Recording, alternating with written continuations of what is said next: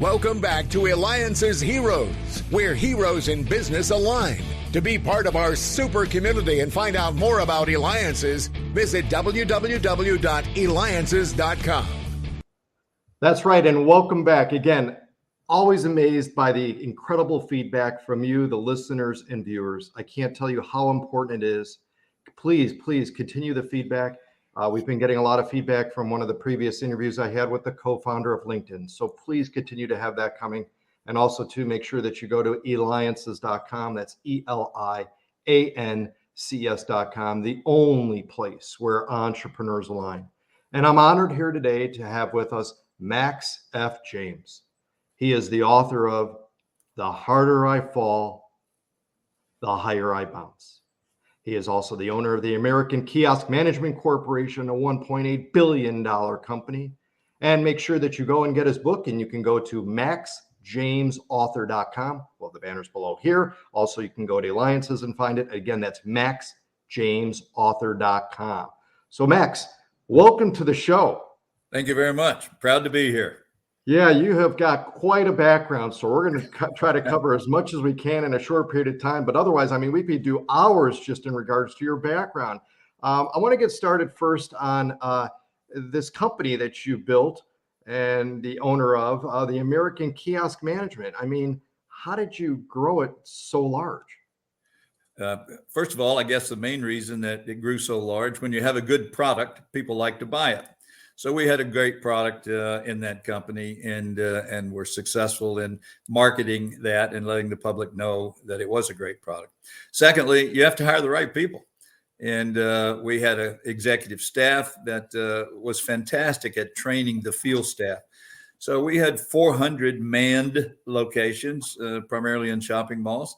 And we had 800 of what they call automated retail, the big vending machines that sold the product. So it was very successful, and we did in fact have sales that totaled about $1.8 billion over a few years. Yeah, that's fantastic. And you started this company, right? I did. You ever look back and go what it was like at the early days? I mean, at what point did you know we've got something here? Because so many companies, start, believe they're starting because they believe that it's the best thing ever. But at what point were you like, okay, we really have something here? I guess it goes back to the very beginning. The product that we did so well with was not the first product that we took to market, but we learned how to, I think the big secret or the real skill was, how do you manage multiple geographical locations when there's only 1, 2, or 3 people operating at that particular location? How do you keep them from stealing? How do you train them right? How do you make sure that they are, in fact, they're working? So we developed that system. When we came up with a second product, it was already well known in the marketplace, but it was only being sold online. And so we convinced the owners that had the product that they would let us try selling it at the retail location. It turned out that we did not cannibalize their sales. It was a different market. And so the people that would come up to our physical location was a different customer than the one that was buying it online. So it was adding 1 and 1 and making 3. Wow. Excellent. Incredible. And now you've written a book. You're the author of The Harder I Fall, the Higher I Bounce. Right. What was the inspiration? Why write this book? I mean, it takes a lot of time, a lot of energy, and a lot of stress. Yeah, I sold the company in 2017 to Nestle. And I said, okay, well, we've got a little money now, retirement time. And my wife decided that we were not going to retire. So I said, okay, what are we going to do? And the answer was she wanted to become a full-fledged entrepreneur on her own, which was fine. She's a bit younger than me. So I was talking to Jack Canfield, the best-selling author ever, I suppose, 500 million books. And Jack asked the same question. So what are you going to do? And I said, well, I've been telling these stories about this wildly varied career that I've had, everything from farmer to combat pilot, on and on and on. And people always say, damn, Max, you ought to write a book. So I think Jack said, you should write it then. And I wrote it primarily to help entrepreneurs that were having a tough time. Maybe they have fallen, maybe it's not doing well, maybe they need more capital, whatever the problems are. And I did so by telling humorous stories about all my failures. And I think the stories are compelling. They're certainly entertaining and humorous. And in each one of the stories, there's a principle, something I should have done that I didn't, or that I did do that I shouldn't have. Okay. And so the principles are for the entrepreneurs. But Jack said, no, Max, listen, don't market it just to entrepreneurs. There are lots of life lessons in here that apply to a lot of people. So you've got a great market. So I took 3 years and enjoyed reminiscing about particularly all the funny things, but also some that were very important to me about how my dad mentored me. He was a sharecropper. I grew up following 2 gray mules, and all the mentors that I've had and giving them credit. Wow. And the book, surprise to me, it turned out to be #1 bestseller, Amazon, in 31 categories and in 4 countries. And so people said, well, when are you going to write the next book? And the answer, David, is never. One is enough. Okay. Yeah. Wow. Well, tell that to Jack, right? I mean, look how many books. Yeah. Wow. Amazing. That's phenomenal in that. So with the writing of the book, you know, a lot of thought goes into it, right? A lot of time, a lot of energy in that. Yes. And you mentioned some of the key points of it. What did you find some of the most challenging parts, though, to write this? I mean, this was your first book, and having to combine all your knowledge and put it on paper. Yeah, I guess it was interesting to me. I had a hard time going to the desk, going to the computer and writing. But once I sat down and started reminiscing and remembering and pulling out the good points, I really enjoyed the writing of the book. But getting back to the computer the next day or the next week, for some reason, which I still don't understand, I found difficult. But writing the book, no, it was great to reminisce and to remember all of the funny things that happened along the way and the real challenges and why I was able to meet those challenges. And so that's the part about falling hard. And then how do you bounce back? How do you go from the bottom of the barrel or the bottom of the mountain that you've fallen off of? How do you get back on that mountain? Right. So that was what it was about. Yeah. Well, let's talk about falling down. I mean, Okay. You served in Vietnam. I did. And during that course, you were shot down. Yeah. We had the greatest mission in the world. In fact, Air Rescue was the most decorated organization in the Vietnam War. But the mission was to go in when pilots got shot down and try to yank them out of the jungle and get them away from the bad guys that were chasing them. You know, those guys only had 3 choices. One was terrible. They could have died when they were shot down. Secondly, it was a Hanoi Hilton and becoming a prisoner of war. And the third one was me, or a rescue. So we were pretty popular. One of the generals that became very famous, General Robin Olds, I met him when I was training his pilots on rescue techniques. And he said to me when I came to his base, if one son of a bitch on this base lets you buy a drink, I want his name. So we were pretty popular bringing pilots home. I loved the mission. The mission was that others may live. And so it was a fantastic mission, and I'm proud to be a part of it.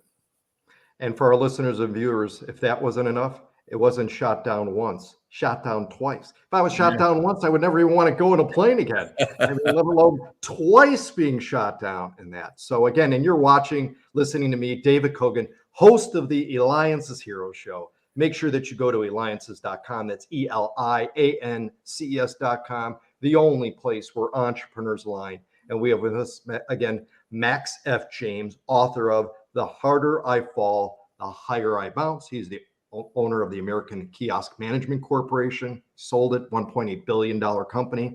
You could reach him at maxjamesauthor.com. Go there to get his book. I'm sure you can find it online at various places. Again, maxjamesauthor.com. You mentioned about your father and that, and you know, clearly he was instrumental, one of your mentors and that. What how did you develop such a close relationship, with him to be a mentor? Because, a lot of children, a lot of people, believe they know more than their parents, right? At least until they reach a certain age. Right. So how do you think that the key was to the type of close relationship that you had with him? I think there are a couple of things there, David. Thanks for asking. My father was undereducated, but a very wise man. He made it to the 10th grade, and his dad said, "Look, you're not doing too well in school. Just drop out, come on back and work with me on the farm." But he did, and just that. We were sharecroppers when we first started, and I grew up with him because I worked with him every day. That even when I was in school, you come home from school, you change your clothes, you put on your overalls, and you go to the field. So I learned a lot by being that close to him so much. My mom died, his wife, when I was 13. And we became even closer then. We moved off the farm into town. So my dad made huge sacrifices for me so that I could participate in extracurricular activities, sports, basketball, editor of this, that, and the other thing. I learned from him. He was a disciplinarian. And every time he disciplined me, there was a story. There was a principle there that I should pay attention to. He was a huge supporter of everything that I did, and he made huge sacrifices for me. We were very close because of the death of my mom and my finishing up my teenage years and heading off to the Air Force Academy. Excellent. Excellent. All right. I want to do a little snooping, Max. Okay. We're going to snoop in your office right now. You've got a number of different things behind you in the background. What's pictures I see, some sculptures and others. What would you say is the most meaningful item to you? Right now, it would be a picture of my mom and dad and pictures of my wife. Those would be the two most meaningful at the moment. From a background perspective, you can see a picture of me as a cadet at the Air Force Academy. I try to remember always the principles and the morals and the character that was developed by going through that 4-year process. The other things you see, there's a great big painting by Leroy Neiman of Tiger Woods hitting a golf ball. The American flag is back there. And of course, my book is here. The harder I fall, the higher I bounce. So golf has been my recreational outlet, pastime. I've enjoyed it immensely. Still play at age of 81. So I thank the good Lord for the time I've had on the planet.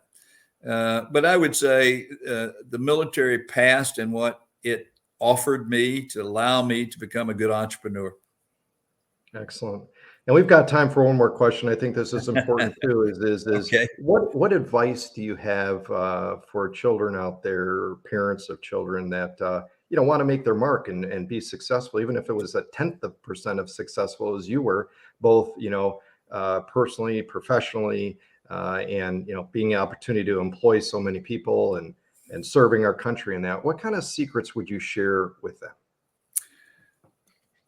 You were born on this planet with great talent. Growing up, principal thing you can do is discover what talents you have that you enjoy. And you're probably going to go down some roads that you will not make it to the end because you don't like it. You don't have the skill set. So just keep looking for the skill set that you have. And when you discover it, work hard on developing it. And usually, particularly, let's say through the teenage years, the way to do that is to get a doggone good education. Just there'll be some things that you won't enjoy. Maybe you don't like math. Maybe you don't like history. Just punch through the pain, as my dad used to say.